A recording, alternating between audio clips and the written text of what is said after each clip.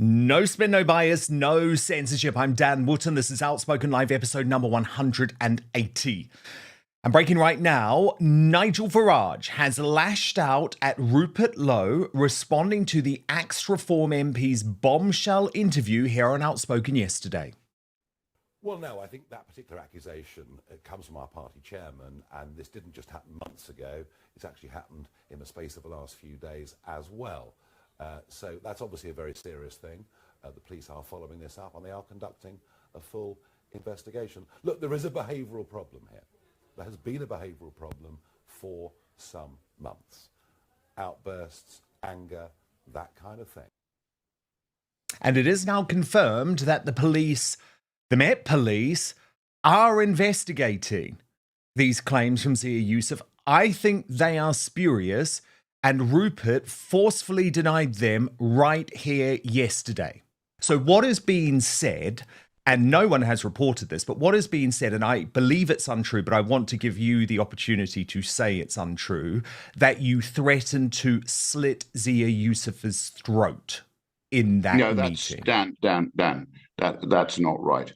What I did say after Friday was that the party had just slit its own throat. That's what I said about the party.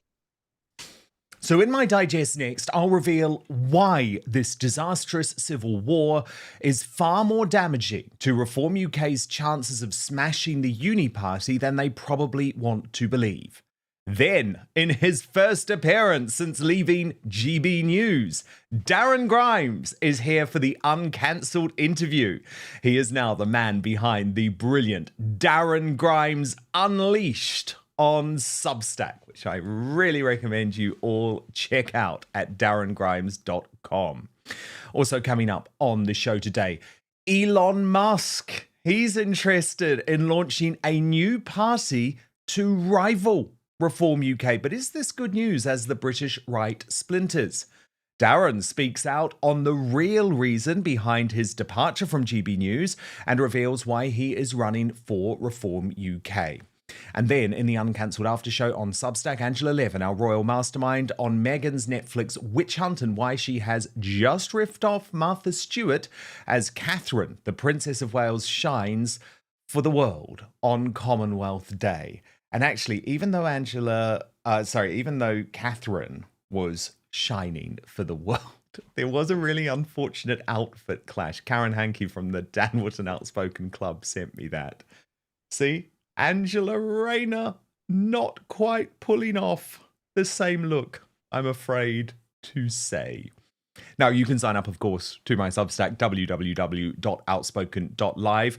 We're also running Greatest Britain and Union Jackass as ever. The results will be announced at the end of the show. You can vote in the show notes live on YouTube.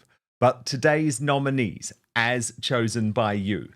Meghan Markle, nominated by Just Margaret, won, and that's because of her Meghan Markle Mountbatten Windsor fraud. Mark Carney, nominated by Annette Watmu, won. And the reason is for his bad French and being elected by the Liberal Party as Canadian PM, not an elected candidate, undemocratic. And the third nominee for today's Union Jackass, David Lammy, the Foreign Secretary, nominated by Ted Hodgson, who says he is our worst ever Foreign Secretary for just being himself and ignoring the murder of Christians in Syria, with him giving the murderers millions. And that is, of course, because he did sign off 50 million in aid for Syria in December last year. And people are now calling for a freeze of all funds to Syria. So get voting, and I'll announce the Greatest Britain at the end of the show too. But now, let's go.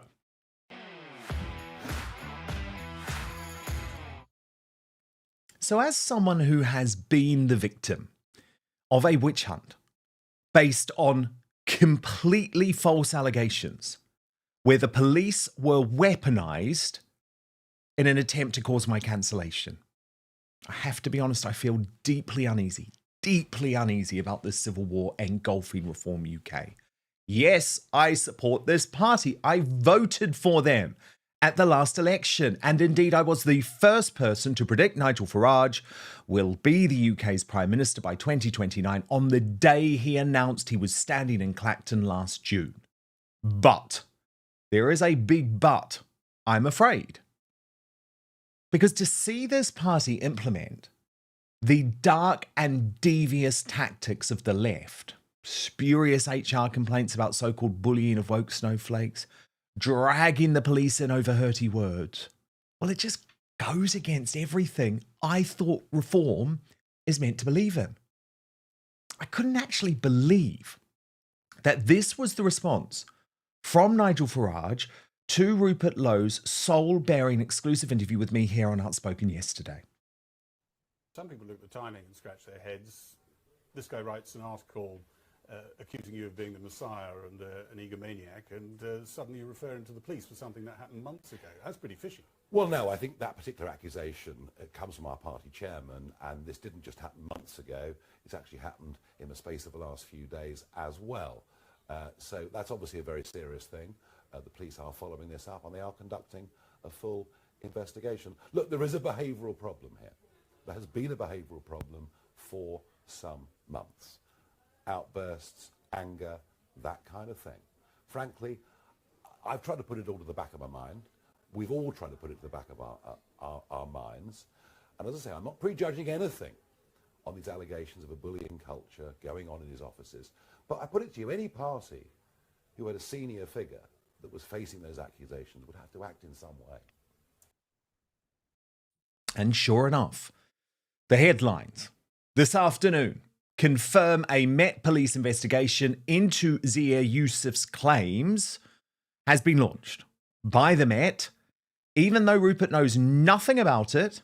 And I have to be honest, I would much prefer the Met Police were focused on burglaries, on muggings, on rapes, on grooming gangs.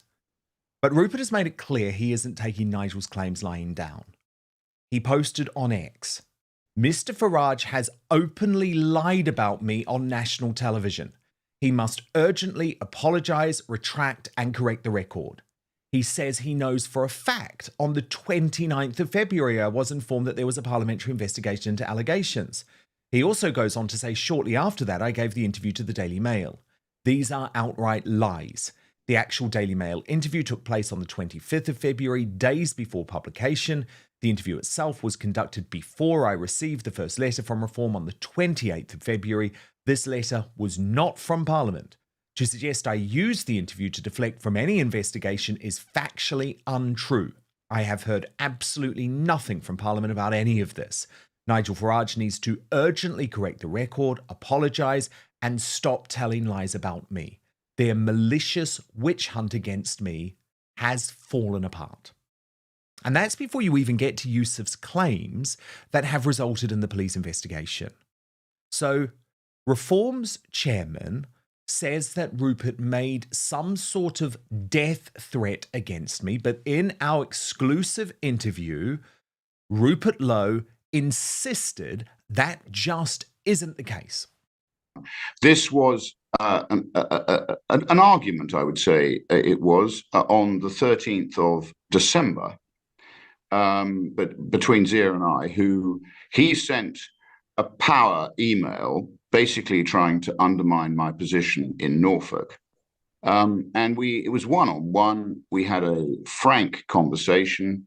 I made my feelings known, and I haven't spoken to him, nor have Reform head office tweeted or retweeted any of my stuff since that date.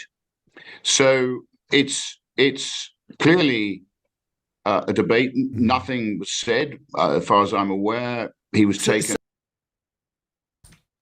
In fact, any reference to throat slitting, Rupert says, was speaking metaphorically about Reform's future. So what is being said, and no one has reported this, but what is being said, and I believe it's untrue, but I want to give you the opportunity to say it's untrue, that you threatened to slit Zia Yusuf's throat in that meeting. Dan, that's not right. What I did say after Friday was that the party had just slit its own throat. That's what I said about the party. I haven't. So you weren't making a threat to him.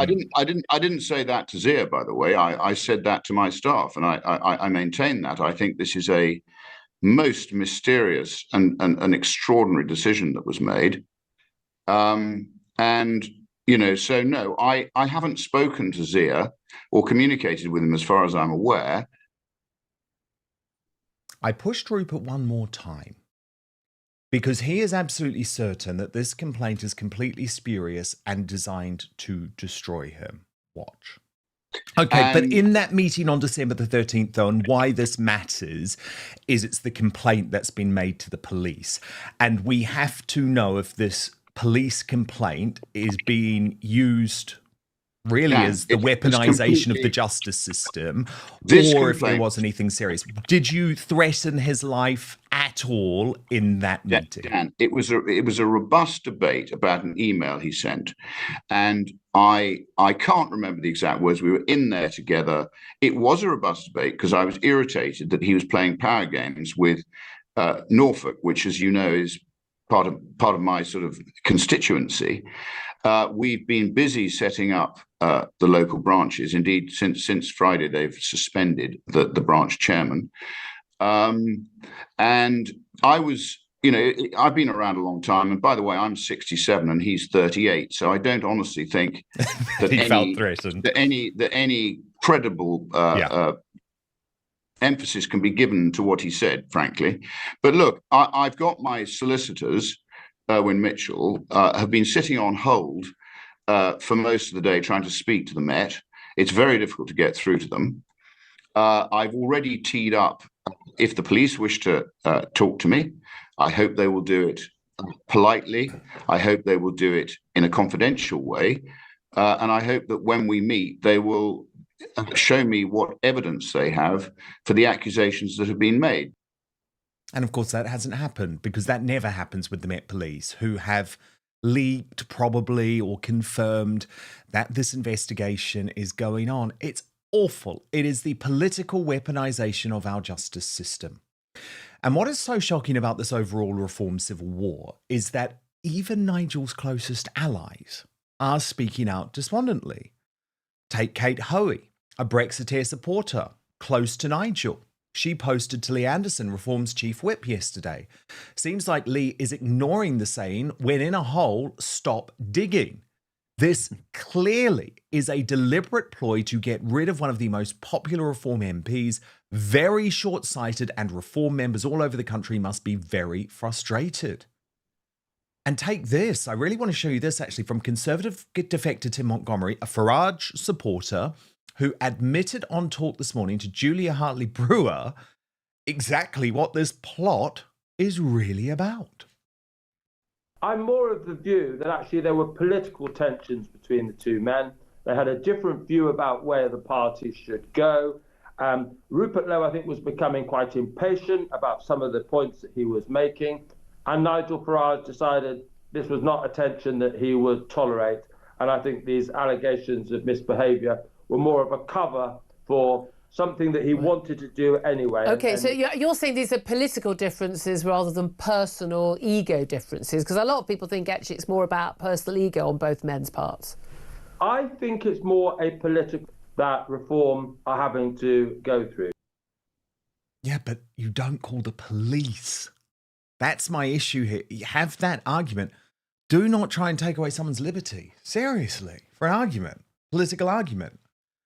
Meanwhile, in an extraordinary and unprecedented statement, Rupert's so-called bullied staff have all spoken out in support of their boss. And critically, and here's the big difference, guys, they have put their names to this statement. So watch Mike Graham's sage take on this situation on Talk. And again, I stress, Mike Graham is another long-time ally of Nigel Farage. This statement has been issued this morning by Rupert Lowe's basically staff, 7 people who talk about how great he is. 1, 2, 3, 4, 5, yeah, 7 people, I got that right, who talk about how great he is, how they've never seen any violent or vicious behaviour from him. They call him a good, decent, honest man. They say that, to put it simply, we all love working for him. We would like to put our sincere appreciation to him on the record. Wider allegations of bullying are entirely untrue. It puts an absolute dagger to the heart heart of the argument being made by Nigel Farage, that what we have here is a sort of slightly unhinged man who doesn't seem to be in control of his actions or his emotions. Doesn't sound like that at all. So what we don't know is what the next move will be. Nigel Farage talks about an investigation going on. The police have been called. You know, all sorts of things are happening. But quite frankly, after seeing Rupert Lowe being interviewed by Dan Wootton last night on his show, the man looks completely in control of his faculties. He sounds like a man who is very sincere about what he wants to do and why he wants to continue to remain an MP to save Britain from itself. All of those things are very, very important, and we will continue to seek the truth. Of course, Reform chiefs insist that the situation is not damaging them. They argue that Rupert isn't a big enough name to cross over, and they point to strong ongoing polling in YouGov, even though they've just slipped behind Labour, still in a pretty good place. However, dig deeper, and the same polling company, YouGov, has discovered that Reform voters are deeply unhappy about what's happening. A third of Reform voters now questioning Farage's leadership, and that's not good. And it's not good because you need to keep your base happy and your base energised. Just look at Trump and the MAGA movement. And today, the Daily Express reports over 2,000 members have quit since Friday. But a bit of a bombshell here. I've been told the figure is closer to 10,000 members. Nigel, and remember, I am an ally of Nigel too, so this is all difficult. But he is insisting the problem isn't him. It's everyone else. I don't fall out with anybody. They fall out with me. You know what? Most of the team that I work with in this party are people that have been around me for over a decade. I am a team player. I do work with people. I do it for the long term. Your political biography is strewn with roadside political corpses, people you've fallen out with. I don't fall out with anybody. I just get on and do what I do. They fall out with me. And of course, politics shouldn't be this personal. It is deeply uncomfortable. So I repeat, I support Nigel Farage. I support Richard Tice. I support Rupert Lowe. As I've always been very honest with you, I believe I'm a critical friend to Reform because I want this country to be saved, and we need a strong populist right to do that. But it's the police debate that Rupert was most important on, and actually making sure that Nigel's positions were not softening on everything from mass deportations to, yes, the question of Islam. Watch. But the nub of it is, we have a Muslim population in Britain growing by about 75% every 10 years. Right? That's just where we are. Mm-hmm. If we politically alienate the whole of Islam, we will lose. We'll lose. So how does one include We them? will lose. By 2050, goodness knows what kind of a terrible state we're going to be in. Now look, I still hope there's a way back from all of this.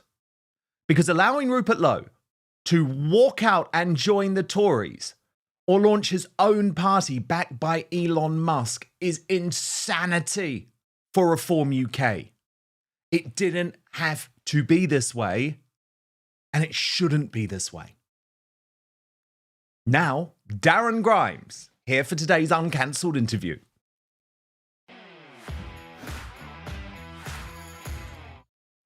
Darren, so great to have you on Outspoken for the first time. I'm really excited to talk much more in just a little bit about your decision to leave GB News, set up independently with Darren Grimes Unleashed. We're going to get to all of that. But of course, we have to kick off with the news of the day. And do you understand why I'm so concerned about this police investigation, Darren? Like, Reform have done this to themselves. I don't get it. It's brilliant to be with you, Dan. But listen, I share the concerns of everybody of the idea that reform itself could be at risk. You know, I share the concern that if that happened, we would end up with the Uni Party continuing to do what they have done since I was put on this planet in 1993, which incidentally, by the way, is the year that Nigel Farage got involved in British politics. But I'm not ready to pick everything up, Dan, and say, well, the game's up, let's call it a day and go on home. Because I look at my little niece, I'm sure you look at your little niece as well, Dan, and you think of the kind of country that you want them to grow up in. And I think the best platform offering a prospectus that would save Britain is the Reform Party. I just wish that all of this would get sorted over a nice slap-up meal, maybe at one of Nigel's favourite restaurants, talk it out and actually get going, because the Conservatives today, you'll have seen this, Dan, they're going hell for leather on migration, hoping that we're all so thick that we totally forget about the Boris wave, 900,000 people coming here last year. We forget about all of that in a sort of days of disillusionment with the Reform Party. I hope and pray that that doesn't happen. I hope and pray that we get through this dramatic period and actually reach a point of consensus and unity, because the nation needs reform like you wouldn't believe, baby. And I get that. I get that. And this is where the right is really divided, Darren. So you're on the team of Alison Pearson, who I think is brilliant. I don't really know how I feel at the moment. I just want to report both sides fairly and accurately, and I don't want to see a good man like Rupert Lowe destroyed. But on the other side is Ben Habib, the former deputy leader of Reform UK, and I just want to take you through something that he has posted in the past hour. He says, there is no doubt the complaints levelled by Nigel Farage and Zia Yusuf against Rupert Lowe are rubbish. I knew they would try to rubbish him before the situation blew up. I rarely post private texts, but this is what I sent Rupert at 7:59 on the 28th of February. And I'm going to read that in just a moment. But he says, the tactics used with Rupert are tactics I've seen them use with dozens and dozens of good, loyal supporters. Their reward for giving up their lives for reform was being sacked and having their reputations destroyed. People who behave as they have done are not fit for government. And then this is the text message that he sent Rupert Lowe. He said, morning, Rupert. The drumbeat of a rift between you and Reform is getting louder. Many people asking me, telling me. Needless to say, don't allow them to throw you out and thereby control the narrative. They'll find some cock and bull story to justify their decision, and any defence you offer will be dismissed as being wrong, bitter and twisted. The rift is irreconcilable, as most are with Nigel. You should take control of events and resign. Then you control the narrative, and the truth behind your rift will win over their lies. I know the above is obvious, but I'd kick myself if I didn't mention it and events then unfolded in their favour. Happy to chat if you like. What a shame Nigel cannot be a team player. But Alison Pearson of the Daily Telegraph, Darren, who is a great woman, a friend of both of ours, she posted in response to Ben Habib, I'm sure this is right, but setting ego and vanity aside, do you want a right-wing government or not? That is what's at stake. Delusions that you could rival Nigel Farage box office power are just that, delusions. A new party won't work, but it will give comfort to the enemy. Who's right there, Darren? Ben Habib or Alison Pearson? Listen, Ben Habib, by the way, did tweet saying he had permission from Rupert to share that, and I was glad to see that, because I thought I sort of shrieked and recoiled with horror when I saw WhatsApp messages starting to be posted. Well, I know what that's like. Oh, no. Remember Lawrence Fox's little game with me? Don't share private messages without permission. Good point. Absolutely.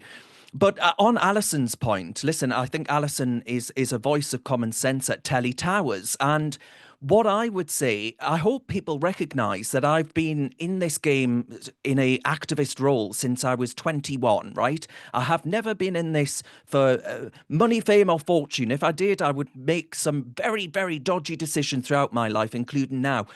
But The answer here has to be what serves the national interest most. Now, I think that this moment is deeply suboptimal, to say the least. It is unwanted, unnecessary, and I wish it hadn't happened. But we are where we are. Now, I don't know what Ben thinks will happen. I assume maybe he thinks that there could be, and the FT reported this last night, that Elon Musk is tempted to fund a resurgent party. I think actually all you would do is end up losing the Farage effect. And I know that will make some viewers very angry at me saying that. But he is a man, I walk into homes in County Durham, young people sat around in one room, I'll never forget it, and they all said to me, Darren, this country needs reform. It needs Nigel Farage. They know Nigel Farage because they watched him on I'm a Celebrity. They've grown up with Nigel Farage on the background. It takes years and years to build up name recognition and brand identity, quite like the Farage effect. The idea that you can come in with a load of money and Rupert Lowe will all of a sudden be the replacement messiah, to use his words, co-opt Rupert Lowe's language in that infamous Daily Mail interview, which was reckless and irresponsible, by the way, because Andrew Pearce has wanted to destroy reform since day one. So I think that interview in and of itself was foolhardy. But taking all that in the round, they can't do this. I think reform is the best possible vehicle to actually lead the charge up to 2029. And I totally get the groundswell of opinion that thousands of people have reportedly unfollowed Zia Yusuf or cancelled their membership. But I hope they recognise that we are where we are because of where the Uniparty have taken us, and that actually reform are the only ones that are willing to take a sledgehammer to the British state and actually give the energy and pizzazz that's necessary to save this country. And I repeat that, save Britain, because we are facing a civilizational moment in this country. Big time. I'm so glad, by the way, you've mentioned Tory boy Pearce, who absolutely is out to destroy Reform UK. That's a very good point. By the way, quite shocking scenes there, though, in Parliament, Darren, in the House of Commons this afternoon, because you see Richard Tice and Lee Anderson sitting in the middle row, and then there's Rupert entering on his own. A lot of people feeling very, very sad about that situation. Yeah. Breaking right now, Elon Musk is considering backing a rival party to Reform UK in a move that would split the British right and potentially make politics incredibly difficult for both the Conservative Party and Nigel Farage's Reform UK in the coming months. Now, this revelation was broken by the Financial Times overnight. And they report Elon Musk has expressed an interest in backing an alternative to Reform UK following a spat that erupted last week between the Populist Party's leader Nigel Farage and his most high-profile MP. The tech billionaire's allies say he has indicated that he would support a credible alternative party, according to people familiar with the matter, after Reform on Friday suspended Rupert Lowe. Reform claimed Lowe had been reported to the police over alleged threats of violence against the party's chair. The civil war has thrown Reform into disarray and threatens to overshadow the momentum the party had built from its extraordinary polling success, where its support has recently topped that of Labour and the Conservatives. One senior figure close to Lowe said there had also been discussions among former party officials about forming an alternative group to Reform, although they were clearly aware of the huge challenges it would entail. The person said, Rupert is a fighter, he's a bulldog, he won't be bowed by this, and they also report that he is considering suing Reform for defamation. Darren Grimes, what do you think? Could there be an alternative party on the right, maybe led by Rupert Lowe, but also including the likes of Ben Habib, Howard Cox, Neil Hamilton? I mean, really good people. You could even maybe bring Nick Tenconi and UKIP into the mix. I mean, you've just listed a whole load of people who I've probably had dinner with at least once in my life, Dan. But listen, I think if you listen carefully, you can hear the shrieks of delight from the likes of Kemi Badenoch and Sir Keir Starmer, because that would be what would delight them the most. You split the insurgent right that is now developed around and coalesced around reform, that actually the best chance we have of defeating the uniparty consensus, this happens once every 100 years. It was 100 years ago that the Labour Party smashed the Liberal Party to become a party of government/opposition. Reform stands a chance of being able to do that. The first time, certainly in many generations, that this has happened. We won't know this moment again, in my opinion. We have a golden opportunity to rewrite British politics. And if you want to ensure that reform is the voice that you want it to be, hang around, stay around, actually stiffen the resolve, come campaign for people that you like and choose the ones maybe that you don't like. I don't care, whatever it might be, but don't squander this golden opportunity to actually change British politics. For too long, we've had two different sides of the same ugly old arse, if I can use that on your show, Dan. And we've had enough of it. The country's had enough of it. We are on our knees. We are a supplicant of the international stage. And I think actually reform are the only opportunity that we have, because I don't think we've got another two general elections, actually. I think we've got this one coming up, 2029, by at least 2029. Otherwise, the game is up. And this project called Britain is over. Yeah, because things are looking really bad already. Yeah, I totally agree with that. But one of the problems, I guess, Darren, is that we need the best minds. I want the best people in Reform UK. And I know we've got some news of your own to discuss on that in just a moment.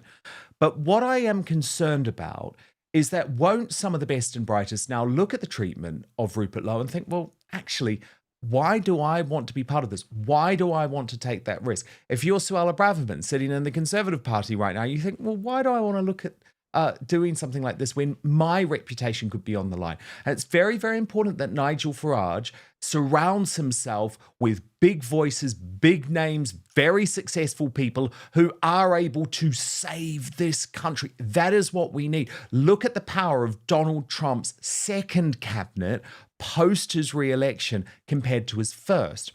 And before I get your reaction, Darren, I just wanted to show you what Rupert Lowe told me in this exclusive interview on Outspoken yesterday about how he ended up being treated. Accusations is that I'm not a team player. Well, it's hard to be a team player when you're cut out of all the meetings and the press conferences. But it was suggested I should play my part. So I went and spoke in Kemi Badenoch's constituency in Saffron Walden, where I did give a speech about mass immigration. And I was told that I should downgrade my speech from mass deportations to deportations. I was also asked to amend it in another way, which I refused to do, but I did downgrade. I took the mass deportations out. So I don't know whether this was the issue. I don't know what the reasons for this are, but I'm a man of logic, Dan, and I can't see any logic to the decision that the party made. And I don't in any way subscribe to unchristian behavior in terms of making complaints 3 months after when you should have made it at the time. Darren, your response. We have to rely on whatever comes out from this independent member of the King's Council. Now, I know they've been hired by Reform, but at the end of the day, an independent report can only be that. It can only give you the details, and then people are free to make up their own minds as to what has and hasn't happened, because we're receiving two very divergent opinions here, aren't we? So I think actually you need to see in the fullness of time what comes out of all of that. I mean, you mentioned Donald Trump there, Dan. Donald Trump has had more scraps with people than I've had hot dinners, and he still managed to build a movement, a MAGA movement, that in 2024 united to be an electoral force that America has never seen before, and actually an incredibly diverse electoral force. Farage is winning over young people on the likes of TikTok. He's winning over certain groups as well who have never voted for right-wing parties before and always voted for the Labour Party. Certainly in my neck of the woods, there are people who would never, ever in a month of Sundays vote Conservative, but they're saying, I am going to give the Reform Party a go. And that's really exciting. I've been around in this game long enough now to know that this is a moment that you only get once in a lifetime. And I think we should seize that chance. I don't think we should squander it. You know, if the Republican Party had said, come on, Elon, you fund us, we'll go with RFK and we'll set up a new party and we'll all go home and call it a day. Well, can you imagine what would have happened to the MAGA movement then? It would have been utterly destroyed. Are we willing to do that, Dan? Well, I don't think so. But what's been so interesting, of course, Darren, is it did take a long time for MAGA to sort of totally take over the Republicans, get rid of the rhinos. I think we held out hope, and I talk about we collectively, the Outspoken family. I'm sure you're part of it, Darren. We held out hope that reform was going to lead our own MAGA movement. You can understand why seeing someone like Rupert Lowe thrown to the wolves, chucked under the bus, shakes our confidence. And I think it's okay for us to express that, because we have to feel like we have the right people fighting for us. And yes, I totally agree with what you've said, with what Alison Pearson said, what most people say about Nigel Farage's electoral success. Absolutely, that is a key component. But another key component is the fact that we have people who are going to make sure that we do the tough things. And that does mean, let's talk about demography, let's talk about mass deportations. And I want to just go back to this FT article, Darren, because it's really interesting. Jeremy Hosking has weighed in. Now, for folk who haven't heard of Jeremy Hosking, he is one of the biggest funders of the right in the UK. He was a big backer in the past of the Brexit Party, a little bit for reform in recent years, but he's also behind Lawrence Fox and the Reclaim Party. And he had spoken out to the FT saying that the split was very disappointing. And he said reform needs to be gathering serious-minded people to its colours, not thinning their ranks. And he added that Reclaim would surely be enhanced by recent developments. I would hope that discussions might take place between Lowe and Reclaim. So there's another splintering, Darren, on the right. Reclaim, of course, is the party led at the moment, at least, by Lawrence Fox. Yeah, I mean, listen to that. You can hear the cackle from Kemi Badenoch and cackle from Sir Keir Starmer. You know, you've got Chris Philp on X today tweeting like he is a member of Reform by talking about deportations and all these other things. They had 14 sodden years to do it, and they never did. So I just find all of this thing really, I wish it hadn't happened. I really genuinely do. I follow Rupert. We follow each other on X. I've shared his content many times before. I've never met the man, but I'm sure if I did, I would find him pleasant to actually be around. Of that, I've no doubt, and I would agree with him on much. But I still don't think that this is worth destroying everything that has been built in record-breaking time out with the bathwater, the baby out with the bathwater, because the baby is the saving Britain price. And I really don't think we could do that. It makes my heart fill with dread to think of the idea of the Labour Party getting in with the Lib Dems in some ragtag coalition in which we would be so far up Ursula von der Leyen's arse that we might as well call ourselves the EU's poodle. That's exactly what we would be. All these other things like votes at 16, we might as well have votes for dead people, although the Labour Party don't really like pensioners at the moment, so there'll be a few of those. All of these things, I think, would deny Britain the chance to actually save itself from being completely consumed by the self-indulgent liberal madness, leftism, that has consumed it over the last few decades. And until we do that and root out the Blairism that the Tories were the guardians of, then the country is lost, Dan, utterly lost. I mean, I hope you can hear the sincerity in my voice there. I understand people, but I am so terrified when I look around my nation. Newcastle is unrecognisable from what it was 10 years ago. I'll tell you that for free. And I'm sure everyone watching will say the same thing about their towns and cities too. Yes, and I mean, I'm just looking in our live chat, Darren, and there's such a big, I guess, disagreement between folk. So, for example, Wishes says here, Darren, he won't deport. So why vote for him? How do you save Britain if these people remain? Others are saying, no. Like Proudly British is saying, Darren, you were talking big picture sense. We don't have the time to start again.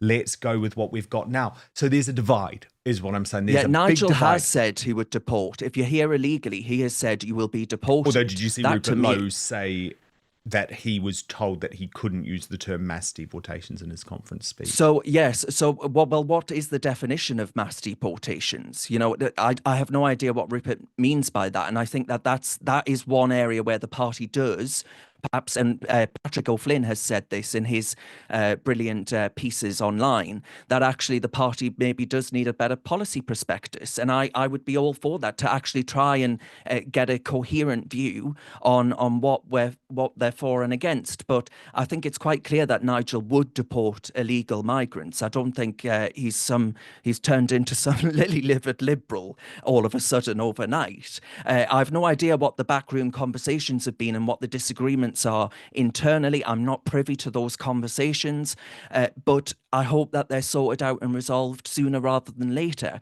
because we could do like this, like a hole in the head. Yeah, no, I mean, that is the issue. Of course, he has said quite clearly, though, that he doesn't believe that mass deportations are necessary. Well, he doesn't believe they're practical. Is viable. What Nigel Farage said, or viable. And of course, that is something that many of us strongly disagree with, Darren, strongly disagree with. Yeah. Well, go, Darren. I do get that. And, no one looks around and more than I do and thinks, goodness gracious me, do these people have a right to be here? And if they don't, we ought to deport them. But I think you'll strongly find that so many of the cases that we're seeing hideously in the press and the ECHR rulings that seem to come out in a daily deluge, so much so that I've started putting on a wig and calling myself the ECHR agony aunt, going through all of this madness. But I think Nigel is on the side of all of that. He wants to leave the ECHR to be able to deport these people. He's not leaving the ECHR just because he doesn't like European judges or whatever else that may be. He's doing it because it's in the national interest to do it. So I am confident that Nigel is on the side of the view that you've just expressed.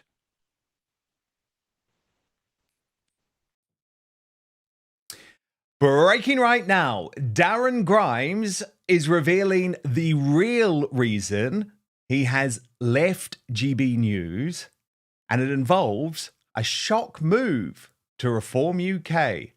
Forget the Civil War, Darren has signed up as their new star candidate. Darren, any doubts after seeing what happened to Rupert Lowe? Well, no doubts, but I did think, oh dear, what a time to your timing is impeccable as ever, Darren. Do you know, I set up my YouTube channel just before lockdown and then realised I had to do it all myself because lockdown had just started and that madness completely enveloped the whole country. So my timing is always impeccable, but life throws these challenges at you and they're what makes you human. So look, I'm excited about it, and it's not as a member of parliament. So for all of those people saying that, this explains why I'm so pro-reform, it's not about that at all. Look, I recognise that this unfrozen moment that we're going through right now it ain't going to come about again, right? There is religious sectarianism on the rise in Britain. We will not be able to coalesce around united big majorities in a Britain that is balkanized in the way in which I think will happen in this very country. And reform in places like that which I'm from, which is where I hope to be standing, ex-mining communities, pit villages, ex-pit villages, people that don't have a lot in life, but do have something. And that's oodles of love for their country and who we are as a nation. And it's people like that I have always wanted to be on the side of from the bottom of my heart. And it would be an honour and a privilege to be able to represent them even at a local level. You know, people want to get in politics so often for the national stage and to be in Parliament and all these other things. Well, no, I actually think that you start with the root and branch reform, better people's lives at the local level, and that's been totally destroyed by crime like you wouldn't believe. Yobs and young hooligans and all these other things. I've known so many stories over the recent weeks of people throwing rocks at cars from bridges. And these aren't isolated instances that they're actually happening throughout the country. And the police do nothing, Dad. No one will know that more than you, that the police don't do a damn thing when it comes to crime these days. So focusing on those issues on a local level as well is incredibly important. And I think you only really have the ability to challenge things correctly and rightly when you're not in a party that's got two different fronts. The Tory party has basically what I would call its Lib Dem side and then its actual Conservative side. I think the right on the Conservative side are increasingly belittled and thinning out. And if Kemi Badenoch goes in hard and strong on the right, then the left, the Lib Dem lot, leave the party. So if you think Reform right now are facing their challenges, just you wait until Kemi Badenoch announces that it is their policy to leave the ECHR in order to try and win back some Reform votes. That party will split. Mark my words. So I'm excited. Okay. It's a challenge. It's an interesting time to be involved, Dan, for sure, but I'm excited to do it. Okay, so that explains why you're with Reform UK. But what we haven't discussed is why you've left GB News. And that's what lots of people want to know. Because, of course, the channel, in my view, has changed beyond all recognition. I don't think it supports free speech in the way that it claims it does. And Darren, you had quite a privilege in a way, actually, because I was speaking about this with Alex Phillips and Father Calvin Robinson. None of us got the opportunity to say goodbye on air. We were just out the door, never to return again. They treat people very, very brutally there. You had an opportunity to announce your departure live on air, and you were very, very emotional about it. So before we get into your reasons why, let's just have a watch of that moment.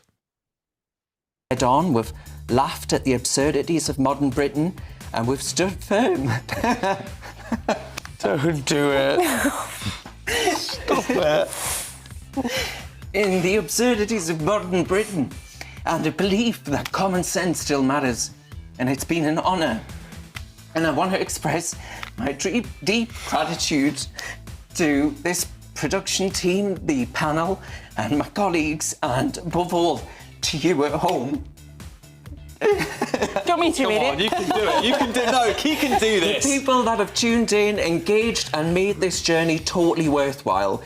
I'm off to pursue personal projects, but the fight for free speech, for common sense, and for truth, it goes on and it must.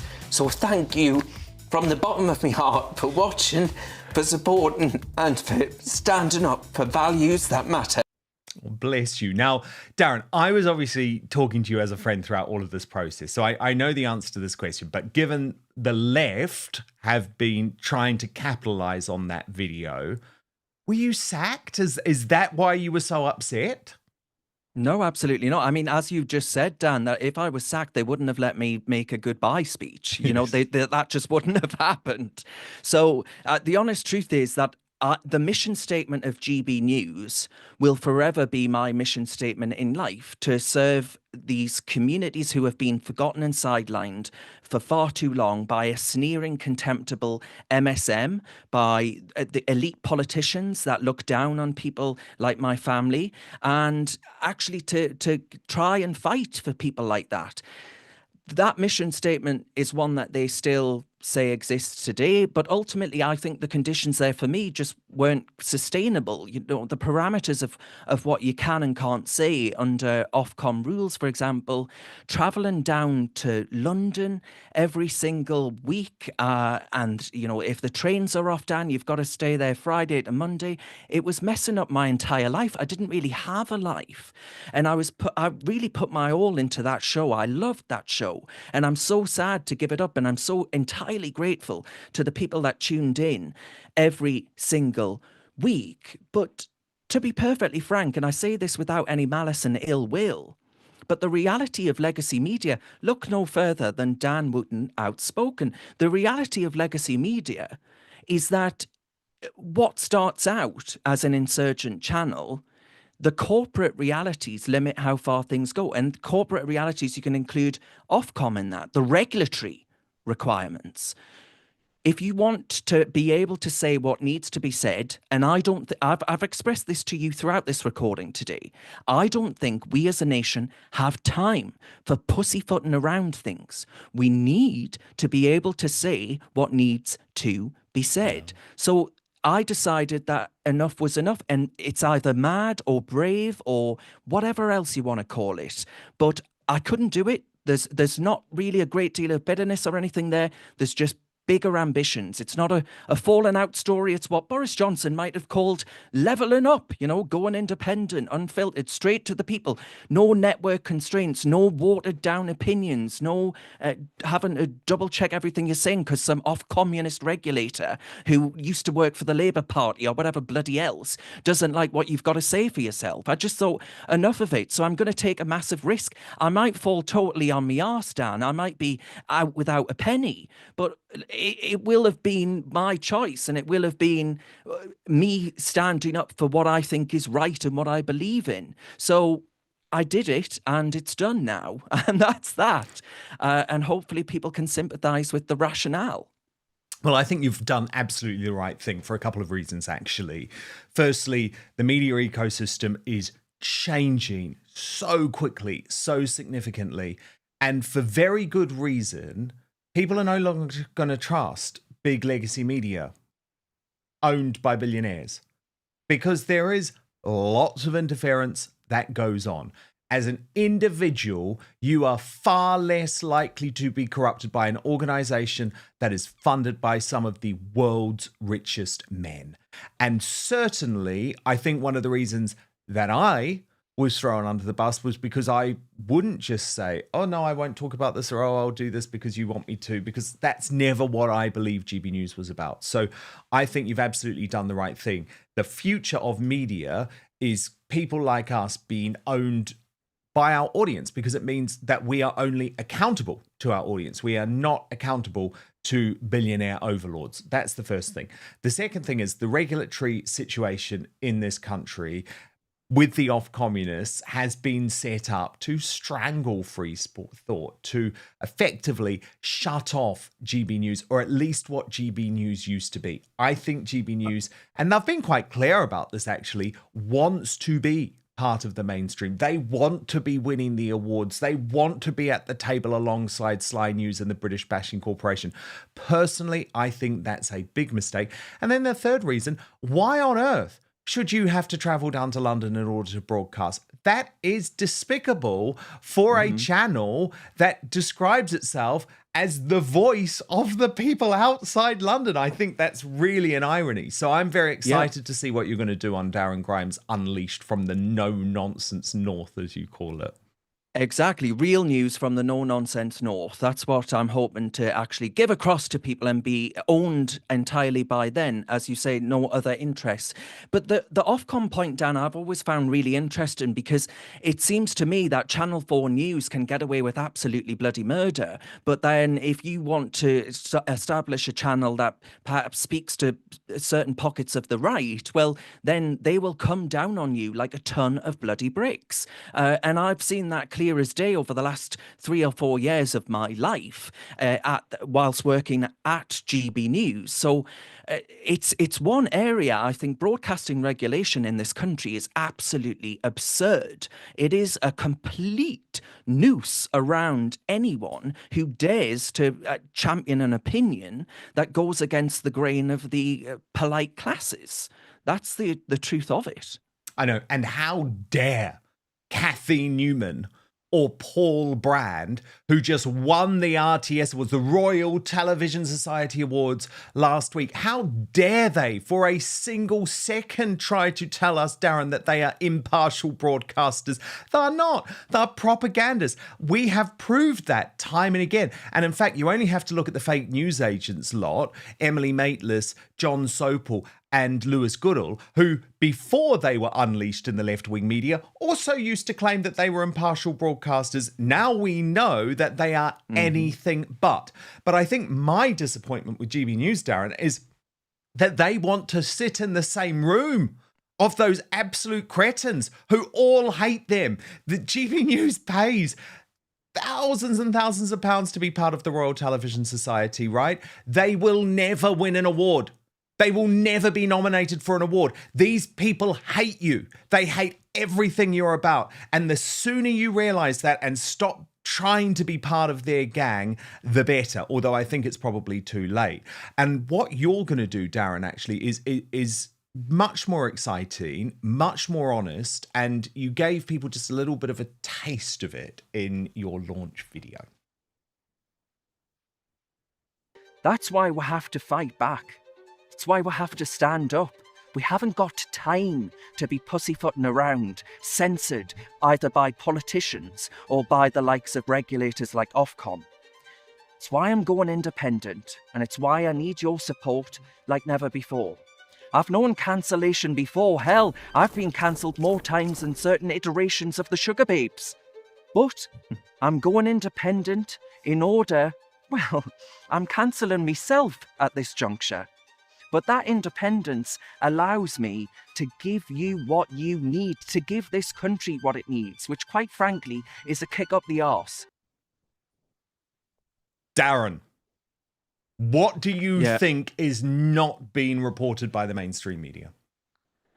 Well, I mean, to be perfectly honest with you, I think that there are so many stories. Where do I start on that point? I mean, the inability to access certain appointments and these kinds of issues, not being able to argue that that's down to immigration, right? It is absolutely absurd to me. The idea that we're paving over Britain's green and pleasant land to build more houses, and they say, oh, well, this is a good and laudable thing because actually we do need housing stock. Well, yes, but why do we need housing stock? It's because of the mass importation of 900,000 people to this country yesterday. We ain't ever going to build enough houses to replace the stock if actually this continues happening. And the complete boot on the living standards, cramping down on them, is immeasurable for loads of people. You know, I consider my mother, who works in the public sector up here in the northeast, and her living standards, they haven't improved. Like, and she looks around at where she works and sees that actually it is beyond recognition. And I think the complete change of everything in this country, to be able to say, I look at my niece and I think I genuinely couldn't look you in the eye, as beautiful and I think a gift to the world that I think she is. I couldn't look her in the eye and tell her that she's going to have a better lot in life than we've known. I think it's going to be even worse if we don't do something now. But being able to say all of that, you're accused of being a swivel-eyed bigot and all these other things. You won't, as you say, get your awards from a elite TV conglomerate or whatever else it might be.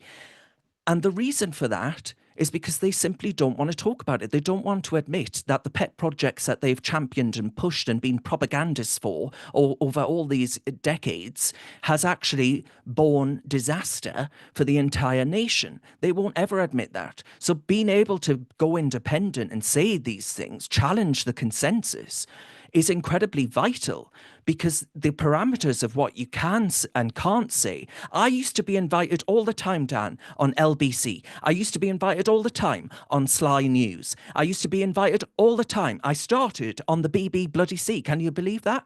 Channel 4 News. I even used to do Channel 4 back at the very start. They wouldn't touch me with a 10-foot barge pole now because of all the things that I have said throughout my career. So the safety of independence isn't retreating into an ideological bubble. It's actually the freedom to unleash the potential to be able to speak openly and frankly. And I relish that opportunity. I really, really do. Absolutely. And I really recommend that everyone signs up to Darren Grimes Unleashed, darrengrimes.com. I will also say that it is shocking how the mainstream media chooses to cover things often shows where they're at. And in regards to my exclusive interview with Rupert Lowe, which was a big deal, first time he had spoken, we went through every allegation for over an hour. I will just say shame on those legacy media organizations who did not cover it. And GB News was one of those organizations. And I think that's shameful. When GB News does something worthy or good, I will, of course, cover it. And them just trying to pretend that people like me don't exist in the media, independent media ecosystem is deranged. But they're threatened, and they're probably threatened for very good reasons. So this has been a great move for you, Darren, and I wish you a lot of luck. But how did Darren Grimes get here? How did Darren Grimes go from lefty teenager to one of the most hated men on the left? His extraordinary journey revealed in just 1 minute. But first, this episode of Outspoken is brought to you by Manscaped, the global leader in men's lifestyle and grooming. Now, every man knows the unbeatable feeling of a fresh barbershop shave. But what if I told you that you no longer have to wait weeks or even months between appointments to experience it?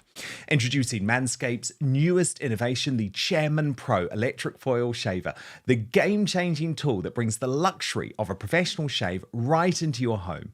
Whether you're after that daily silky smooth finish or prefer to maintain a rugged 5 o'clock shadow, the Chairman Pro Electric Foil Shaver is your go-to for precision and style every time. After so many shaving mishaps in my past, Manscaped has improved my grooming routine no end and my confidence with it. But what makes the Chairman Pro stand out? Well, for me, it's all about versatility and precision. It comes with 2 interchangeable skin-safe blade heads, the 4-blade foil for that close, smooth shave. And if a clean shave isn't your style, and for me it's not, what I do is switch to the skin-safe stubble trimmer. You see? My stubble is still there, but I hope you agree, it looks sharp and polished. Now, both heads are designed with skin-safe technology to help reduce razor burn and irritation, so your skin feels smooth and comfortable after every shave, reducing redness or discomfort.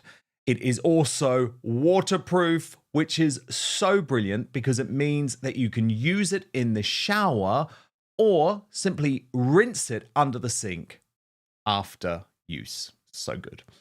Get the Chairman Pro today and experience a shave that is as smooth as you deserve. Head on over to manscaped.com and join the over 11 million men worldwide who trust Manscaped by using the code Outspoken for free shipping and, wait for it, 20% off your entire order.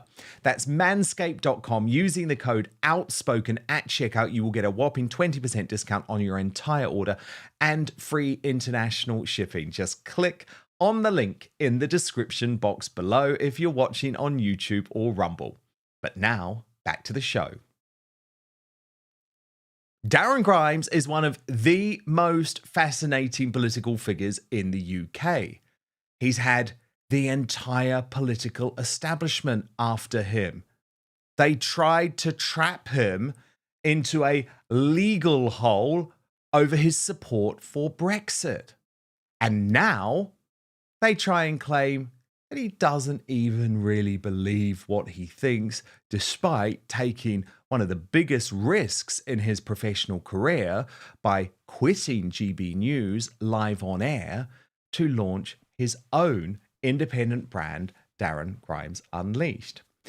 And Darren Grimes joins me now, and we're going to talk about his extraordinary political journey. But Darren, just before we do, I want to show you the clip that everyone on the left always talks about when they're saying, oh, Darren, you don't really believe these things you say. You're just a grifter. Now, of course, I'm friends with you. I know that's not the case.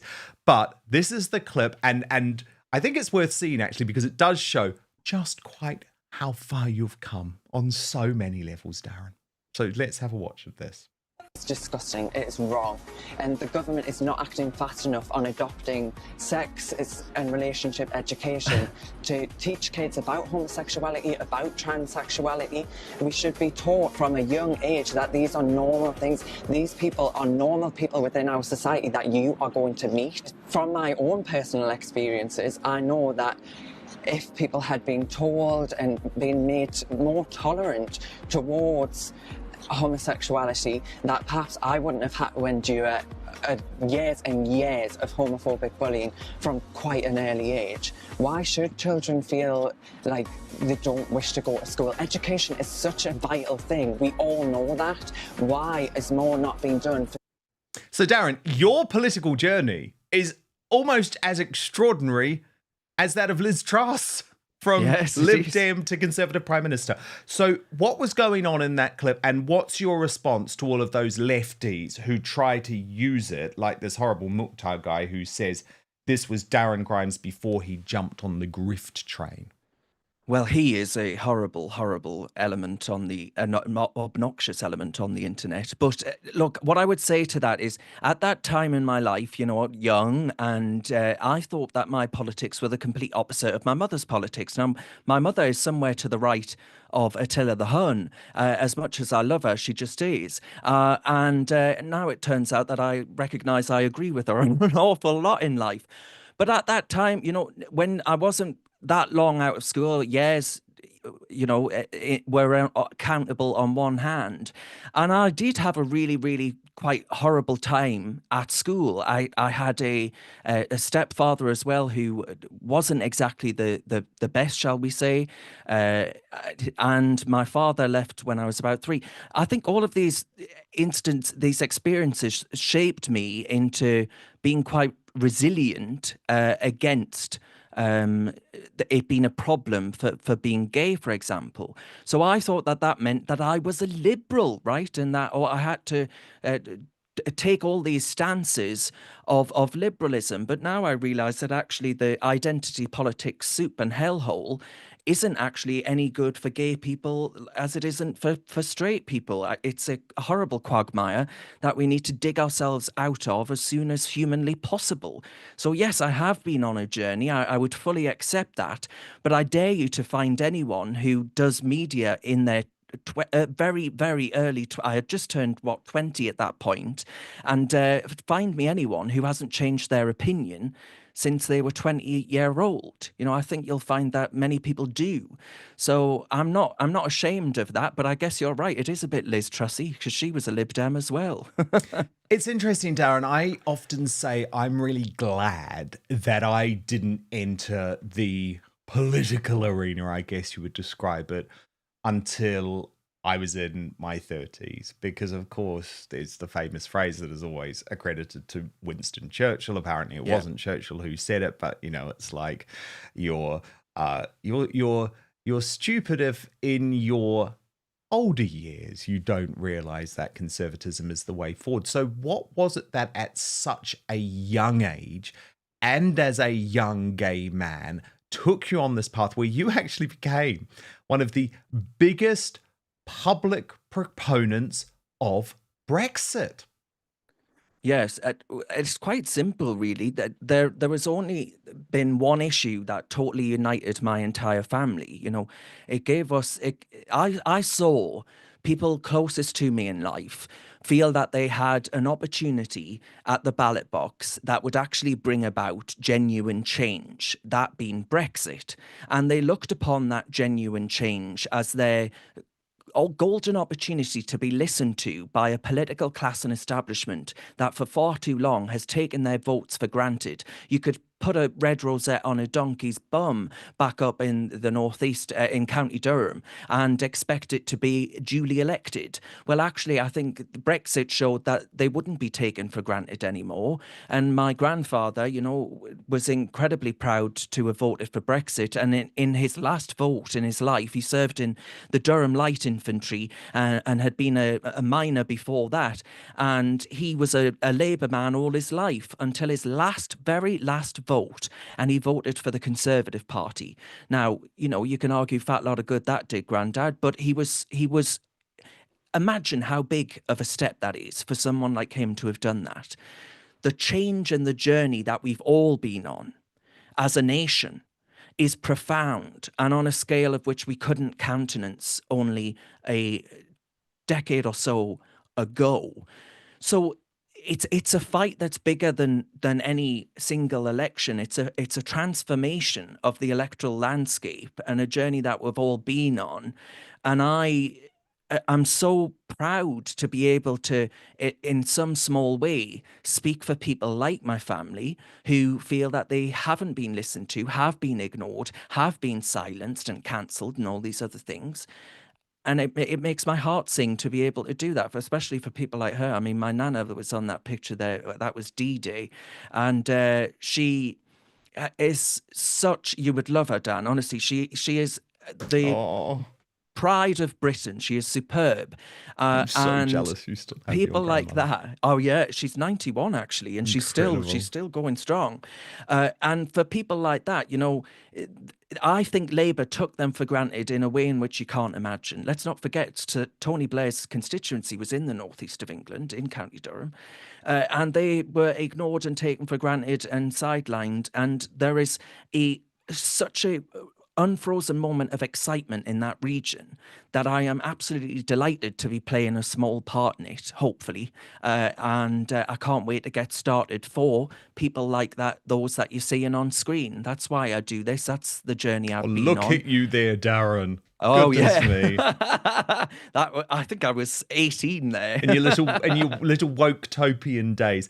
But Darren, your support of Brexit saw you end up in court. What happened?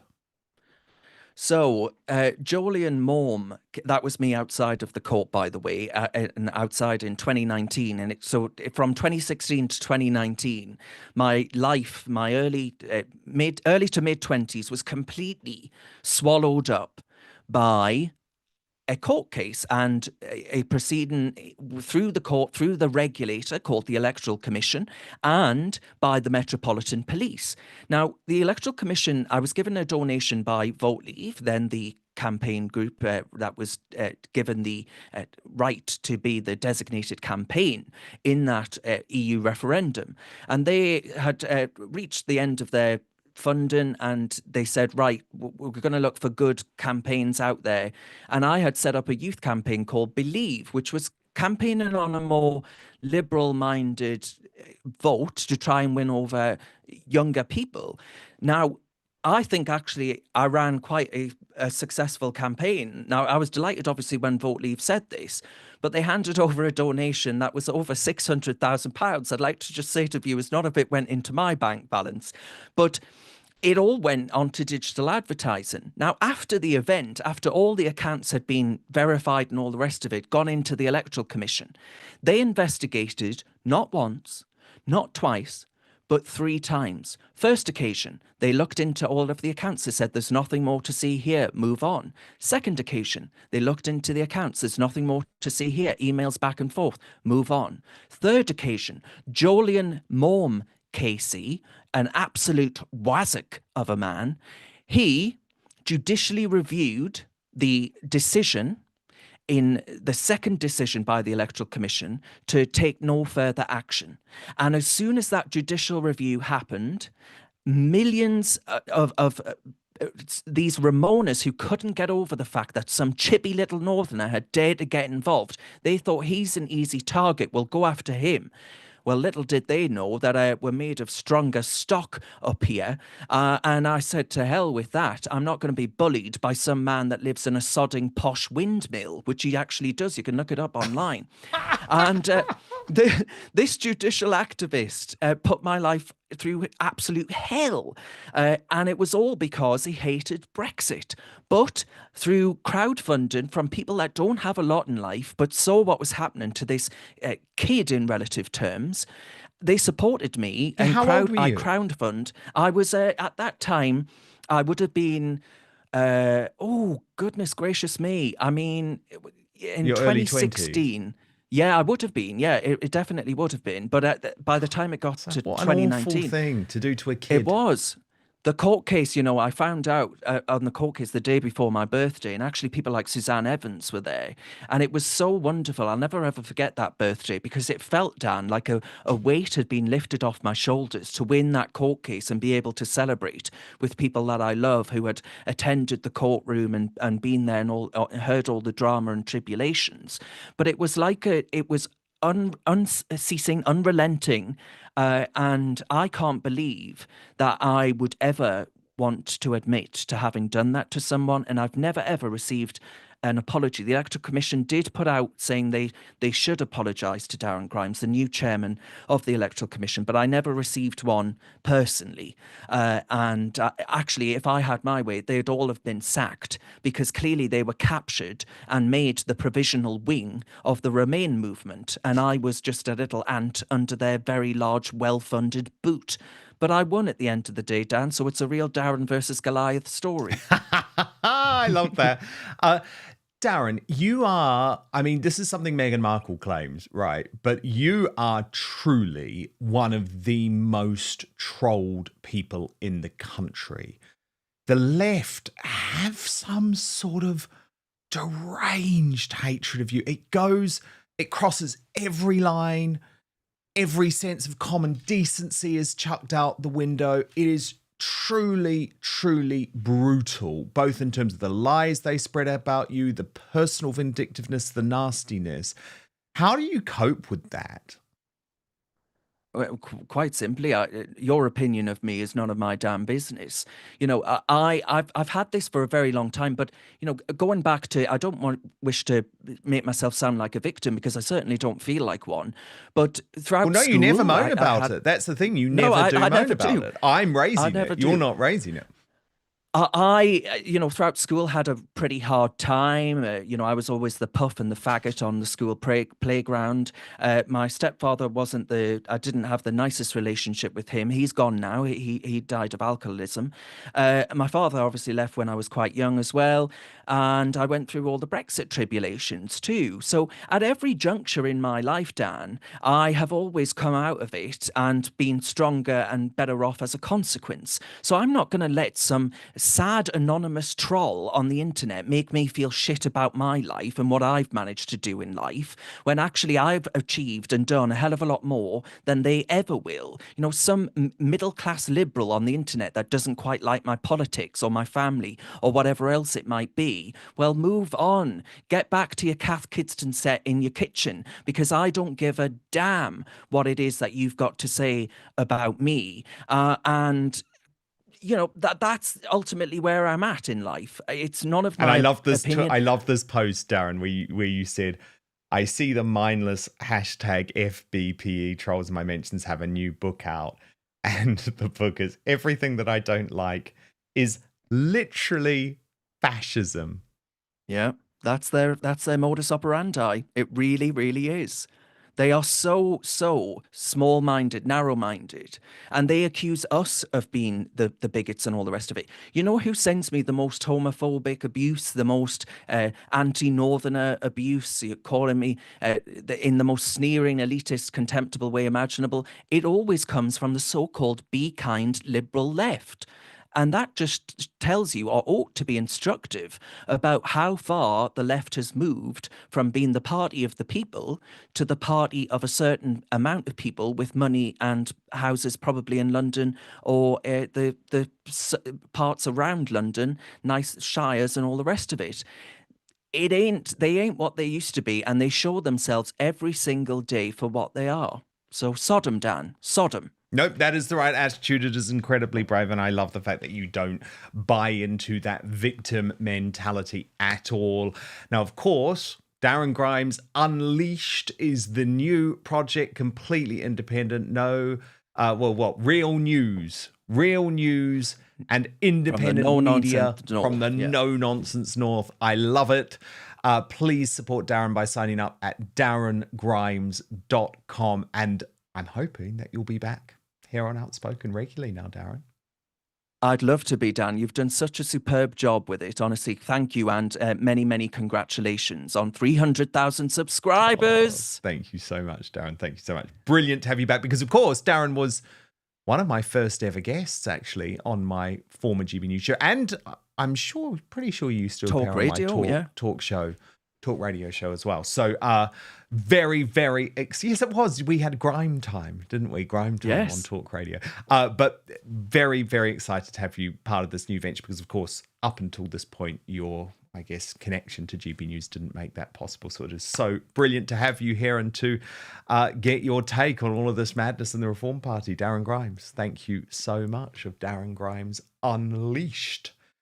Now, Union Jackass, Greatest Britain time.